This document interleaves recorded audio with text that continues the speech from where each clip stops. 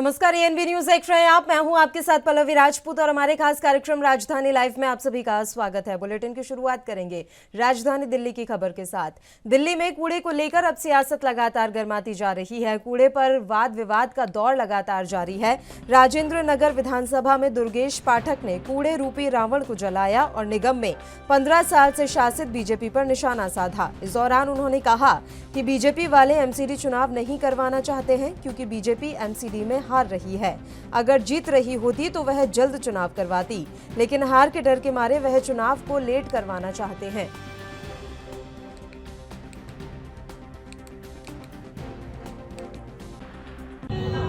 इसको ना इधर करा दो, इधर थोड़ा नहीं पूरा पकड़ लेगा ये ठीक है सर। क्या बुझा देंगे। देखिए, पूरी दिल्ली इन्होंने कूड़ा कर दिया। लगभग 3500 जगहों पे आज हम कूड़े का प्रोटेस्ट कर रहे हैं। उसका एक ही कारण है कि पूरी दिल्ली के अंदर आज कूड़ा है, हर जगह कूड़ा है। आप देखिए, ये स्थिति है दिल्ली का। दिल्ली की स्थिति ये है कि हर जगह कूड़ा ही नज़र आ रहा है। कहीं पे भी आपको सांस लेने की जगह नहीं है। हर घर के बाहर कूड़ा है। आम आदमी पार्टी इसका विरोध कर रही है। आम आदमी पार्टी इसका इकट्ठे कर रहे हैं। सर, रावण दहन करने का समय अभी बाकी है, लेकिन आपको उससे पहले ही रावण दहन करना है। ये एक सिंबॉलिक प्रोटेस्ट है। पूरी दिल्ली की जनता इकट्ठे होकर इसका प्रोटेस्ट कर रही है कि कूड़े का जो रावण है, इससे विदाई भी चाहिए और इसको जलाना भी है।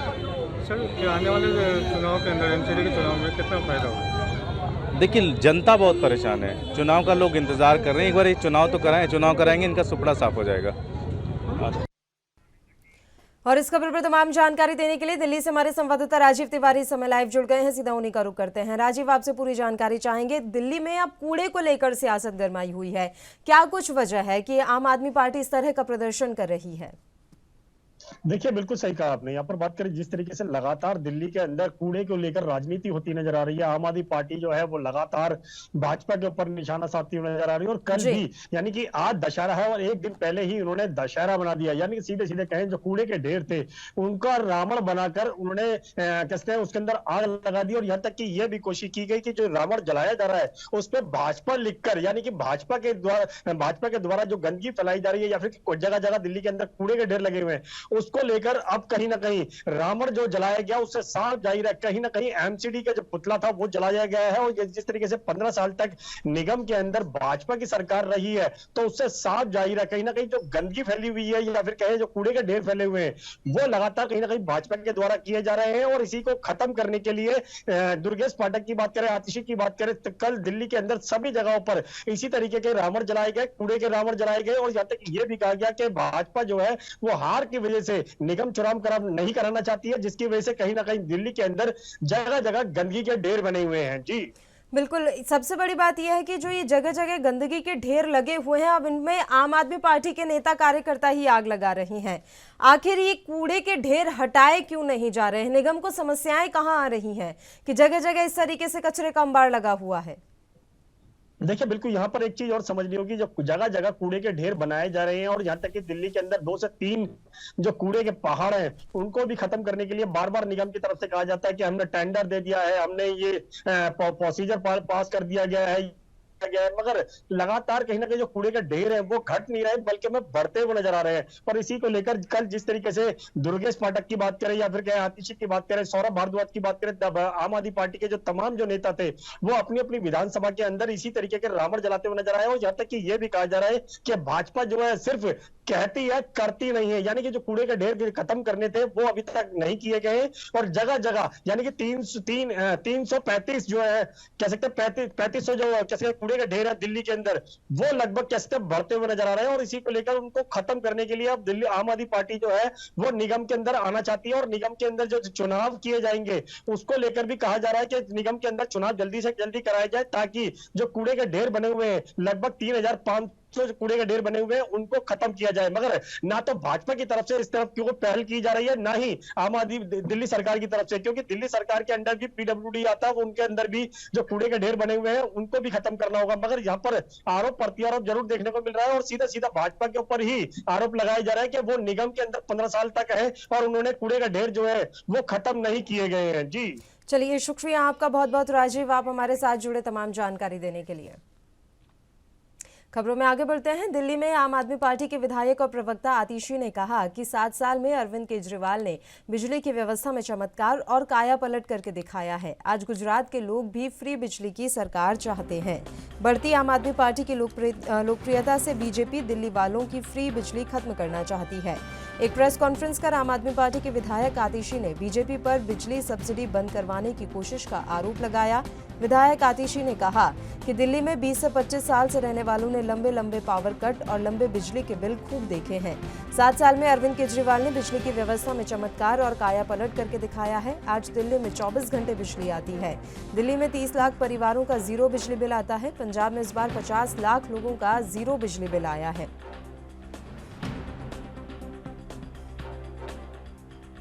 पूरी जिंदगी दिल्ली में रही हूँ। जो भी व्यक्ति दिल्ली में पिछले 20-25 साल से रहा है उसने दिल्ली में 2 चीजें देखी हैं। नंबर 1 लंबे लंबे पावर कट और नंबर 2 महंगे महंगे बिजली के बिल। जब अरविंद केजरीवाल ने 2013 में वादा किया कि मैं 24 घंटे बिजली दूंगा, सबसे सस्ती बिजली दूंगा, तो किसी को विश्वास नहीं होता था, क्योंकि दिल्ली वालों ने ना 24 घंटे बिजली देखी थी ना सस्ती बिजली देखी थी। पिछले 7 साल में अरविंद केजरीवाल ने दिल्ली की बिजली व्यवस्था में चमत्कार करके दिखाया है। पिछले 7 साल में अरविंद केजरीवाल ने बिजली की व्यवस्था को काया पलट करके दिखाया है।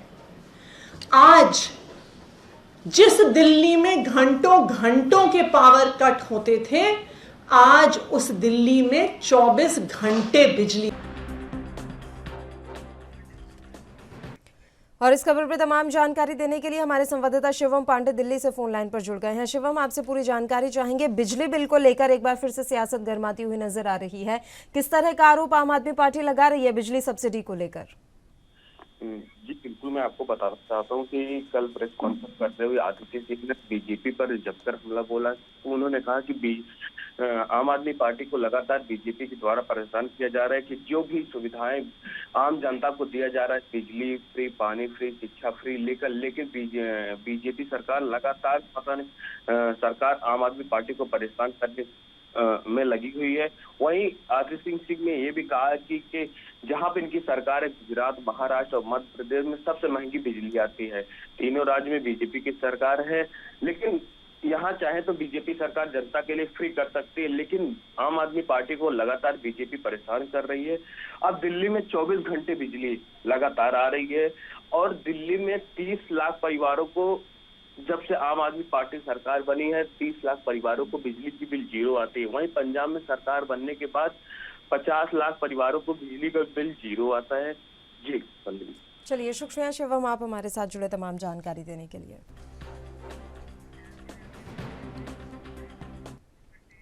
खबरों में आगे बढ़ते हैं और हिमाचल प्रदेश की खबर का रुख करेंगे। प्रधानमंत्री नरेंद्र मोदी आज हिमाचल प्रदेश को एम्स सहित कई हजार करोड़ रुपए की सौगात देने जा रहे हैं। प्रधानमंत्री नरेंद्र मोदी बुधवार सुबह करीब 11:30 बजे बिलासपुर एम्स का उद्घाटन करेंगे। दोपहर 12:45 पर बिलासपुर के लुहणू मैदान पहुंचेंगे। यहां वह कई परियोजनाओं का उद्घाटन और शिलान्यास करेंगे। यहीं से वर्चुअल माध्यम से नालागढ़ में मेडिकल डिवाइस पार्क की आधारशिला रखेंगे और बंदला में सरकारी हाइड्रो इंजीनियरिंग कॉलेज का उद्घाटन भी करेंगे। इसके बाद वे जनसभा को संबोधित करेंगे। पीएम मोदी दोपहर करीब 3:15 पर कुल्लू के ढालपुर मैदान पहुंचेंगे। यहां वह कुल्लू दशहरा समारोह में हिस्सा लेंगे। मोदी के दौरे को लेकर बीजेपी के राष्ट्रीय अध्यक्ष जेपी नड्डा ने खुद यहां तैयारियों का मोर्चा संभाला हुआ है। दूसरे दिन सोमवार को भी नड्डा ने लुहणू मैदान में तैयारियों का जायजा लिया। मुख्यमंत्री जयराम ठाकुर, केंद्रीय मंत्री अनुराग ठाकुर समेत अन्य ने मैदान में पहुंचकर हर कोने का निरीक्षण किया। इस दौरान नड्डा ने निर्देश दिए कि मैदान में जो जगह खाली है वहां पर भी टेंट लगाए जाएं, ताकि लोगों को धूप या बारिश में बैठने में कोई परेशानी ना हो।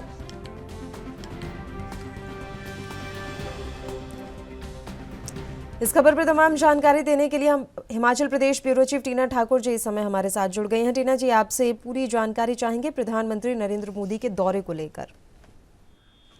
जी देखिए, आज जो प्रधानमंत्री नरेंद्र मोदी का दौरा है वो एम्स जो बिलासपुर में बनाया गया है कोठीपुरा में, वो उद्घाटन करेंगे। और आज ये कहा जा सकता है कि हिमाचल के लिए ऐतिहासिक दिन है, क्योंकि इतनी बड़ी जो चिकित्सा सेवा हिमाचल में शुरू होगी। अभी तक लोगों को पीजीआई, चंडीगढ़, दिल्ली, पंजाब, अन्य राज्यों में प्राइवेट हॉस्पिटल्स का रुख करना पड़ता था।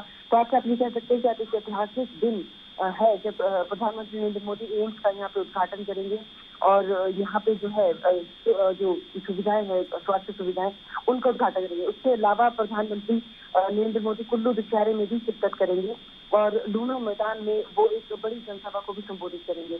तो कुल मिला के जो प्रधानमंत्री नरेंद्र मोदी का दौरा है, काफी इसमें जो आप बोल सकते हैं कि बहुत सारे जो उद्घाटन है, 3650 करोड़ की जो सौगातें आप मान सकते हैं कि प्रधानमंत्री नरेंद्र मोदी हिमाचल को आज देंगे, क्योंकि मेडिकल डिवाइस पार्क जो नालागढ़ में बनने जा रहा है और जो बंगला में हाइड्रो इंजीनियरिंग कॉलेज बनने जा रहा है, उसका उद्घाटन भी वो लूनू मैदान से वर्चुअली करेंगे। जी बिल्कुल। इसके अलावा आपसे ये भी जानकारी चाहेंगे कि लगातार जेपी नड्डा, अनुराग ठाकुर ने कमान संभाली हुई थी, किस तरीके से उनके ये जितने भी दिन हिमाचल प्रदेश में रहे, क्या कुछ कार्यक्रम उन्होंने किए और किस तरीके से तैयारियों का जायजा उनके द्वारा लिया गया, कैसे वो पूरी बागडोर संभाले रहे? जी बिल्कुल, क्योंकि ये बहुत महत्वाकांक्षी प्रोजेक्ट है, न केवल भाजपा सरकार के लिए बल्कि हिमाचल के प्रत्येक लोगों के लिए, क्योंकि अभी तक इलाज के लिए लोगों को जो है बाहरी राज्यों का रुख करना पड़ता था। तो ऐसे में जो राष्ट्रीय अध्यक्ष है जेपी नड्डा, क्योंकि बिलासपुर उनका गृह जिला भी है, केंद्रीय मंत्री है अनुराग ठाकुर, उन्होंने खुद यहाँ पे प्रधानमंत्री नरेंद्र मोदी के आने से पहले हर चीज की कमान संभाली। लगातार कार्यकर्ताओं से लेकर प्रशासनिक अधिकारियों को दिशा निर्देश दिए गए कि किस तरह से कहाँ पे क्या तैयारियां रही, किस तरह से प्रधानमंत्री नरेंद्र मोदी जब पहुंचेंगे यहाँ पे तो किस तरह उनका स्वागत किया जाएगा, किस तरह से उनकी सुरक्षा व्यवस्था रहेगी। प्रत्येक चीज पर उन्होंने जो है वो मंथन भी किया है और लगातार कार्यकर्ताओं से बैठकों का दौर भी जारी है, क्योंकि चुनाव के दिन काफी नजदीक है। ऐसे में आप ये भी कहें कि केवल प्रधानमंत्री नरेंद्र मोदी के दौरे को लेकर ये दोनों सक्रिय नहीं रहे, बल्कि भाजपा को किस तरह मजबूती आने वाले दिनों में देनी है उसको लेकर भी काफी जो है वो मंथन किया गया है। और अगर जिस तरह से आपको पता है, सुरेश चंदेल जो बिलासपुर से संबंध रखते हैं, पूर्व में भाजपा से सांसद रहे हैं, वो कांग्रेस पार्टी में जुड़ गए थे, उनको वापस लाया गया क्योंकि वो भाजपा के पहले प्रदेश अध्यक्ष भी रह चुके हैं। और इसके अलावा जो सुरक्षा व्यवस्था है प्रधानमंत्री की, उसको लेकर काफी जो है सक्रिय हो रहा है, क्योंकि प्रधानमंत्री नरेंद्र मोदी के लिए क्योंकि नड्डा पहले कह चुके कि बड़ी सम्मान की बात है कि नरेंद्र मोदी अपने दूसरे घर आ रहे हैं, क्योंकि हिमाचल को है नरेंद्र मोदी अपना दूसरा घर मानते हैं, यहाँ से वो दिल का रिश्ता बताते हैं। तो ऐसे में जो आज का भी उनका दौरा है उसको लेकर काफी उत्साहित भाजपा से लेकर प्रत्येक जो है नागरिक भी रहे, क्योंकि ये हिमाचल की बहुत गौरव की बात है कि यहाँ पे एम्स का उद्घाटन होने जा रहा है और बड़ी स्वास्थ्य सेवाएं, बड़ी जो सुविधाएं आज से वो हिमाचल में शुरू हो जाए। जी बहुत बहुत शुक्रिया टीना जी, आप हमारे साथ जुड़ी तमाम जानकारी देने के लिए।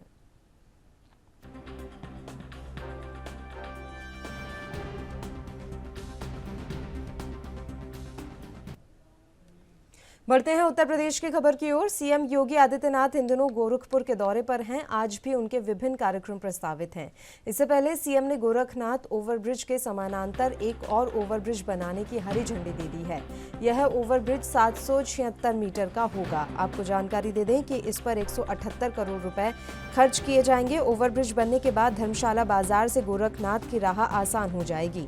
जाम की समस्या से पूरी तरह निजात मिल जाएगी। मोहद्दीपुर से जंगल कौड़िया के बीच 4 लेन सड़क बन चुकी है, लेकिन गोरखनाथ ओवरब्रिज 2 लेन का ही है। इसे ओवरब्रिज पर वाहनों का जबरदस्त दबाव रहता है। वहीं गोरखपुर को रेडीमेड गारमेंट का हब बनाने की दिशा में जुटे मुख्यमंत्री योगी आदित्यनाथ 30 नवंबर गीड़ा दिवस के अवसर पर गारमेंट पार्क और फ्लैटेड फैक्ट्री की सौगात देंगे।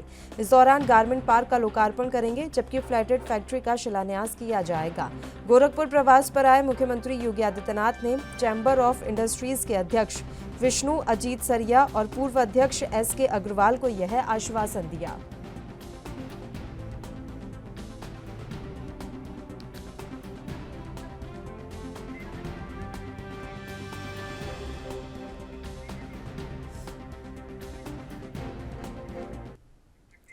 और इस खबर पर तमाम जानकारी देने के लिए हमारे संवाददाता जितेंद्र चौहान इस समय लाइव जुड़ गए हैं। जितेंद्र, आपसे पूरी जानकारी चाहेंगे। गोरखपुर के दौरे पर हैं सीएम योगी आदित्यनाथ, आज उनके क्या कुछ कार्यक्रम पहले से प्रस्तावित हैं? लगातार उत्तर प्रदेश के मुख्यमंत्री योगी आदित्यनाथ गोरखपुर में है और गोरखपुर में उन्होंने कई चीजों का सौगात देने का काम किया है और साथ ही साथ आने वाले समय में भी कहीं न कहीं उत्तर प्रदेश के मुख्यमंत्री योगी आदित्यनाथ गोरखपुर को कहीं ना कहीं कई सौगात देने का काम करेंगे। और वही बात की जाए तो आज उत्तर प्रदेश के मुख्यमंत्री योगी आदित्यनाथ सबसे पहले गोरखपुर की जनता की जो फरियाद है उसको सुनने का काम करेंगे और कहीं ना कहीं जनता दरबार लगाने का काम उत्तर प्रदेश के मुख्यमंत्री योगी आदित्यनाथ करेंगे। और उसके बाद लगभग 3:30 बजे वन्य जीव सप्ताह के अवसर पर शहीद अशफाक उल्लाह खां जो प्राणी उद्यान बना है, चिड़ियाघर जो बना है, वहां पहुंचेंगे। वहां पर जो समारोह है उसमें सहभागिता करेंगे और कहीं ना कहीं जो जानवरों के पिंजरे हैं वहां का निरीक्षण करने का भी काम करेंगे। उसके बाद जो सफेद बाघिन है जो कि कविता नाम से, उसको कहीं ना कहीं आज को मुख्य बेड़े में छोड़ा जाएगा। और उसके बाद 2 तेंदुओं के जो बच्चे हैं उनका नामकरण उत्तर प्रदेश के मुख्यमंत्री योगी आदित्यनाथ करेंगे। और साथ ही साथ 2.5 माह पहले ये कह सकते हैं कि सफेद बाघिन लाई गई थी गीता, जिसको कहीं ना कहीं आज वो मुख्य द्वार पे छोड़ने का काम करेंगे। और जो तेंदुओं के बच्चे हैं उनका नामकरण करेंगे उत्तर प्रदेश के मुख्यमंत्री योगी आदित्यनाथ। और जो कार्यक्रम वहां पर रखा गया है उस कार्यक्रम में सहभागिता करते हुए संबोधन का काम करेंगे। तो लगातार सीएम योगी आदित्यनाथ वो आज भी गोरखपुर में रहेंगे और गोरखपुर के कई कार्यक्रम हैं उनको कहीं ना कहीं करेंगे सीएम योगी आदित्यनाथ। बिल्कुल, आपसे इसके बारे में भी जानकारी चाहेंगे। सीएम ने गोरखनाथ ओवरब्रिज के समानांतर एक और ओवरब्रिज बनाने को हरी झंडी दे दी है। किस तरह का ये प्रोजेक्ट है? इसके अलावा अभी इतने दिन रहे हैं सीएम योगी गोरखपुर, तो क्या क्या सौगातें उनके द्वारा दी गई हैं या वो अपने ही निजी कार्यक्रमों में व्यस्त थे? देखिए, मंदिर के जो निजी कार्यक्रम है, क्योंकि पीठाधीश्वर है उत्तर प्रदेश के मुख्यमंत्री योगी आदित्यनाथ और कहीं ना कहीं नवरात्र से लेकर कन्या पूजन तक उत्तर प्रदेश के मुख्यमंत्री योगी आदित्यनाथ ने किया है। ओवरब्रिज को मंजूरी दे दी है जो कहीं ना कहीं महत्वपूर्ण है क्योंकि बड़ा लंबा जाम लगता था, उसको लेकर सीएम योगी आदित्यनाथ उस ओवरब्रिज को मंजूरी दे दी है। जल्दी उसका काम शुरू हो जाएगा और गारमेंट हब बनाने का उत्तर प्रदेश के मुख्यमंत्री योगी आदित्यनाथ ने ऐलान किया है और जल्दी इस पर काम शुरू हो जाएगा। क्योंकि वहां के लोगों को रोजगार से जोड़ना और उसको गारमेंट का हब बनाना, वो कहीं ना कहीं उत्तर प्रदेश के मुख्यमंत्री योगी आदित्यनाथ, क्योंकि उनका संसदीय क्षेत्र है सीएम योगी आदित्यनाथ का और कहीं ना कहीं मुख्यमंत्री रहते वो लगातार कुछ ना कुछ जो कह सकते हैं कि तोहफा देने का काम गोरखपुर वासियों को देने का काम करें। और कई रोडों का अनावरण भी सीएम योगी आदित्यनाथ का जो काम उन्होंने दिए थे वो काम लगभग पूरे हो गए हैं। 4 लेन सड़क से लेकर कहा सकता है कि गारमेंट हब तक सीएम योगी आदित्यनाथ गोरखपुर को तोहफा देने का काम करेंगे और कहीं ना कहीं आने वाले समय में एक रोजगार का बड़ा हब होगा गोरखपुर और गोरखपुर में लोग बड़ी संख्या में रोजगार भी कर सकते हैं। और कहीं ना कहीं ये कहा जा सकता है कि जितने दिन भी गोरखपुर में रहे वो मुख्यमंत्री योगी आदित्यनाथ अपने निजी कार्यक्रम से लेकर और जनता के हित में जो तमाम कार्यक्रम थे उसको कहीं कहीं सीएम योगी आदित्यनाथ कर रहे हैं। और आज जनता की फरियाद सुनेंगे, जब वो पहुंचे थे तब भी जनता की फरियाद, लेकिन ये मुख्यतः हमेशा रहा है कि चाहे वो लखनऊ हो चाहे गोरखपुर में हो, जनता की फरियाद सुनना नहीं भूलते हैं। और कहीं ना कहीं गोरखपुर की जो जनता है वो उनसे आस लगाए रहती है क्योंकि वो वहाँ के सांसद भी हैं और प्रदेश की मुखिया भी हैं और मुखिया के पास कोई भी समस्या होती है तो जनता लेकर पहुंचती है और मुख्यमंत्री उनकी फरियादों को सुनकर काम करने का भी काम करते हैं। उनकी जो समस्या है उनको भी पूरा करने का काम करते हैं। तो ऐसे जो इतने दिन भी रहे सीएम योगी आदित्यनाथ उतने तमाम कार्यक्रम के साथ साथ जनता के हित में भी कार्यक्रम करने का काम। चलिए, शुक्रिया जितेंद्र, आप हमारे साथ जुड़े तमाम जानकारी देने के लिए। अब राजधानी रायपुर की खबर का रुख करेंगे। छत्तीसगढ़ के मुख्यमंत्री भूपेश बघेल 5 अक्टूबर यानी कि आज WRS कॉलोनी, कुम्हारी, चरौदा और भिलाई 3 में दशहरा उत्सव में शामिल होंगे। आपको उनके कार्यक्रम के बारे में ज्यादा जानकारी दे दें। कार्यक्रम के अनुसार मुख्यमंत्री भूपेश बघेल 5 अक्टूबर को सुबह 10:30 बजे रायपुर से प्रस्थान कर 11 बजे पाटन तहसील के ग्राम कुरूदडीही पहुंचेंगे और वहां स्थानीय कार्यक्रम में शामिल होने के बाद दोपहर 2:30 बजे रायपुर वापस लौटेंगे। मुख्यमंत्री 5 अक्टूबर को शाम 6 बजे रायपुर के WRS कॉलोनी जाएंगे और वहां दशहरा उत्सव कार्यक्रम में शामिल होंगे। मुख्यमंत्री इसके बाद 7:05 पर हनुमान मंदिर मैदान चरौदा पहुंचेंगे और वहां दशहरा उत्सव कार्यक्रम में शामिल होंगे। मुख्यमंत्री रात 8 बजे बिजली नगर भिलाई 3 में दशहरा उत्सव कार्यक्रम में भाग लेने के बाद वापस रायपुर लौट आएंगे।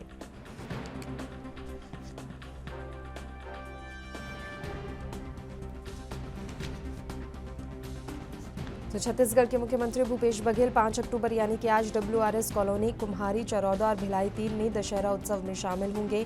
मुख्यमंत्री भूपेश बघेल 5 अक्टूबर को रायपुर, कुम्हारी, चरौदा और भिलाई में आयोजित दशहरा उत्सव कार्यक्रम में शामिल होंगे। जारी दौरा कार्यक्रम के अनुसार मुख्यमंत्री भूपेश बघेल 5 अक्टूबर को 10:30 बजे रायपुर से प्रस्थान कर 11 बजे पाटन तहसील के ग्राम कुरूदडीही पहुंचेंगे और वहां स्थानीय कार्यक्रम में शामिल होने के बाद दोपहर 2:30 बजे रायपुर वापस लौटेंगे। मुख्यमंत्री 5 अक्टूबर को शाम 6 बजे रायपुर के WRS कॉलोनी जाएंगे और वहां दशहरा कार्यक्रम में शामिल होंगे।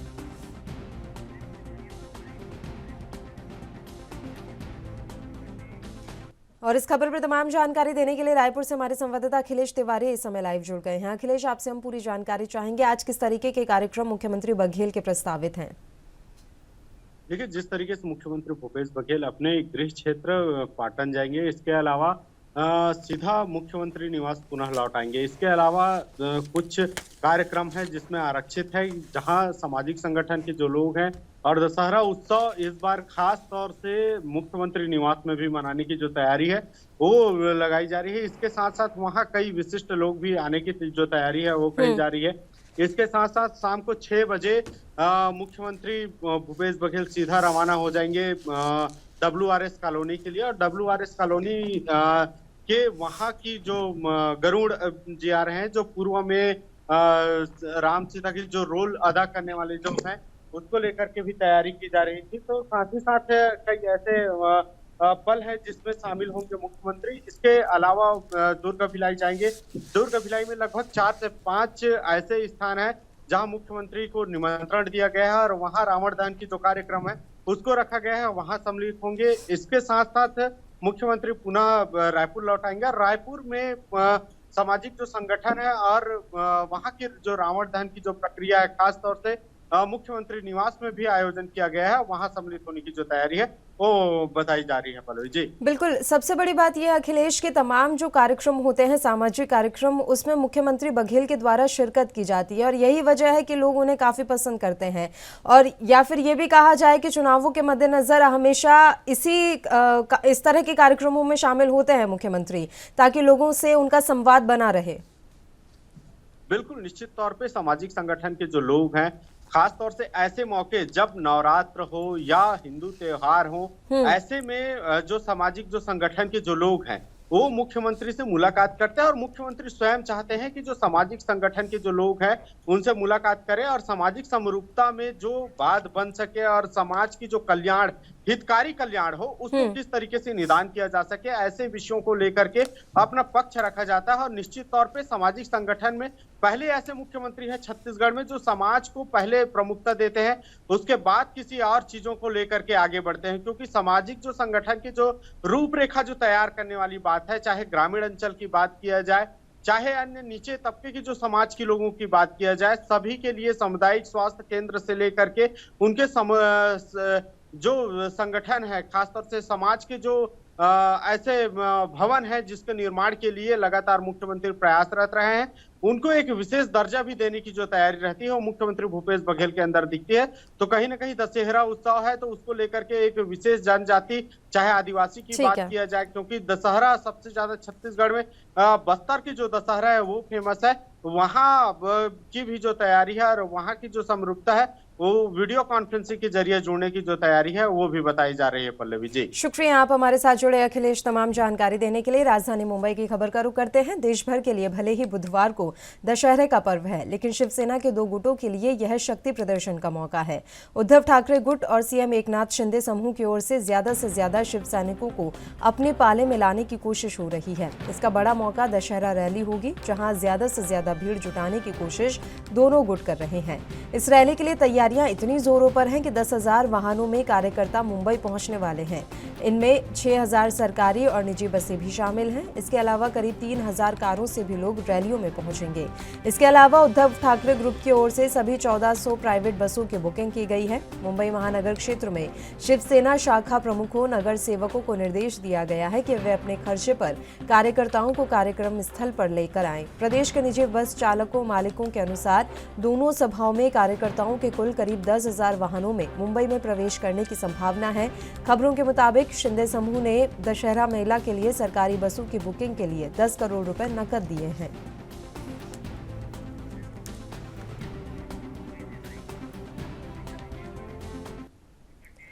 और इस खबर पर तमाम जानकारी देने के लिए मुंबई से हमारे संवाददाता सत्यप्रकाश सोनी लाइव जुड़ गए हैं। सीधा उन्हीं का रुख करते हैं। सत्यप्रकाश, आपसे हम पूरी जानकारी चाहेंगे। दशहरा जो है उद्धव और शिंदे गुट के लिए शक्ति प्रदर्शन बनकर उभर रहा है। किस तरीके की तैयारियां दोनों गुटों की तरफ से की गई हैं?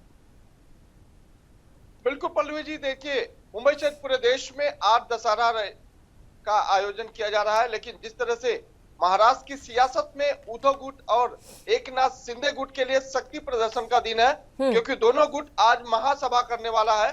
इस सभा के दौरान दोनों ने शक्ति प्रदर्शन की योजना बनाई है। लिहाजा मुंबई में शिंदे गुट की तरफ से 10,000 बसों का इंतजाम किया गया है, जबकि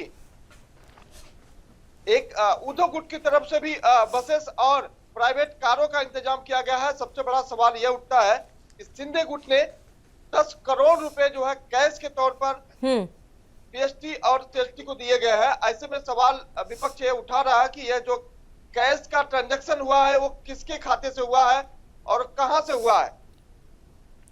बिल्कुल, आपसे ये भी जानकारी चाहेंगे कि दोनों गुटों की तरफ से कितने लोगों के आने की संभावना जताई गई है, चाहे वो उद्धव गुट हो या शिंदे गुट हो? बिल्कुल, देखिए सबसे पहले शिंदे गुट के बारे में बता दें कि शिंदे गुट का बीकेसी में रैली होने वाली है। शाम 5 बजे से यह रैली की जाएगी और उम्मीद है कि 1.25 लाख से ज्यादा लोग जो इसमें शामिल होंगे। वहीं शिवसेना का जो पैतृक रैली होती है वह शिवाजी मैदान में शिव तीर्थ में होती है। ऐसे में उम्मीद है कि 1.5 लाख से ज्यादा वहां आने लोगों की उम्मीद है, क्योंकि शिवसेना की तरफ से 1400 बीएसटी बसों को बुक किया गया है, जबकि एकनाथ शिंदे गुट की तरफ से 1800 बसेस का इंतजाम किया गया है। लेकिन शिवसेना की पैतृक रैली में लगातार लोग वर्षों से चलकर मुंबई महाराष्ट्र के अलग अलग इलाकों में आते हैं और private car, tempo, auto rickshaw से भी आते हैं। तो ऐसे में यह उम्मीद जताई जा रही है कि दोनों का जो शक्ति प्रदर्शन होगा वो बेहद भीषण होने वाला है, क्योंकि जो तैयारियां जोरों पे दिख रही है उसमें साफ तौर पे दिखाई दे रहा है कि शिवसैनिक और एकनाथ शिंदे गुट आपस में भिड़ने के लिए तैयार है। लेकिन मुंबई में शासन प्रशासन को भी अलर्ट किया गया है। ड्रोन से जो है इस पर नजर रखी जाएगी। मुंबई पुलिस की कई टीम जो है इस पर लगी हुई है कि किसी तरह की कोई दिक्कत ना हो। चलिए, शुक्रिया सत्यप्रकाश, आप हमारे साथ जुड़े तमाम जानकारी देने के लिए।